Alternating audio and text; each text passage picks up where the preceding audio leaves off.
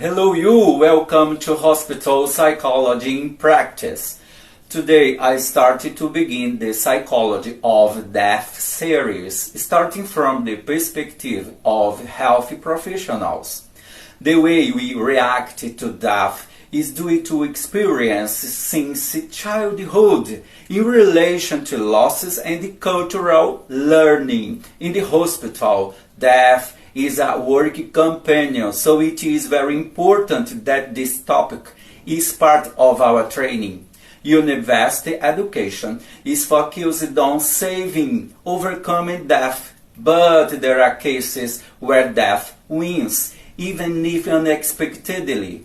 In other cases, death is announced due to incurable pathologies. In this way, it is necessary to live the illusion of omnipotence, recognize the limits. Repressing feelings, not getting involved in the suffering of others, does not mean strength and control, but rather the possibility of becoming ill. The expression terminal patients hurts the patient's human dignity, because there are those who interpret that there is no point in doing anything. Create a scenario of possible abandonment by professionals and family members. On the contrary, a patient facing his finitude must focus on the quality of life and dignity of the human person in the time he has left alive, so that there is a dignified death. Many professionals have difficulty transmitting bad news, whether it is a life-limiting diagnosis or even news of death. It really is a difficult situation to deal with, because it reactivates each person's internal conflicts about the losses in their lives and the fear of finitude.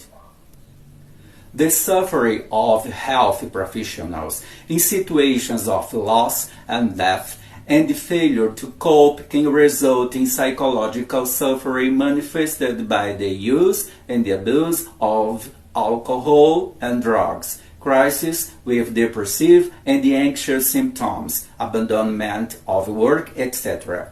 It is very common to hear death treated through jokes and funny metaphors. However, according to Freud, every joke has a kernel of truth to be analyzed.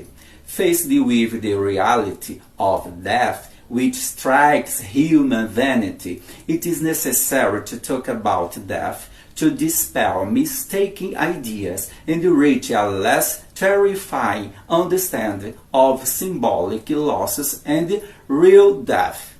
At the next meeting, we will talk about the patient facing death. Until later.